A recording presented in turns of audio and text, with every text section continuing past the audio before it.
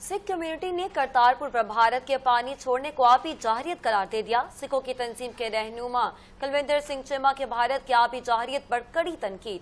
अपने वीडियो पैगाम में उन्होंने कहा कि सिंदूर ऑपरेशन को मुकम्मल नाकाम करार दिया। इस मौका पर कुलविंदर सिंह चीमा का कहना है कि ऑपरेशन सिंदूर में भारत ने साबित किया कि वह सिखों का दुश्मन है। भारतीय फौज ने लाहौर में सिखों के मुकद्दस मकाम पर भी हमला किया।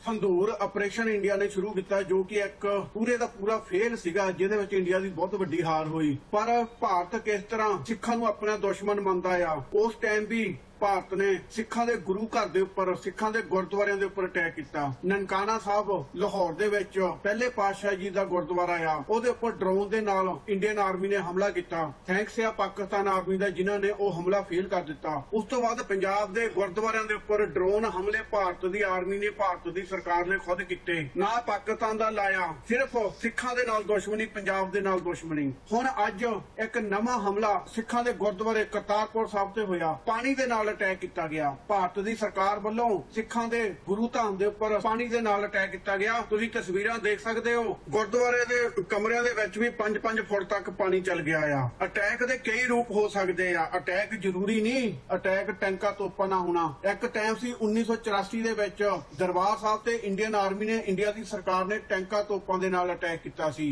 उस तो बाद 1971 ਵਿੱਚ भी ਇੱਥੇ ही करतारपुर ही ਬੰਬ ਸਿੱਟਿਆ ਗਿਆ ਸੀ।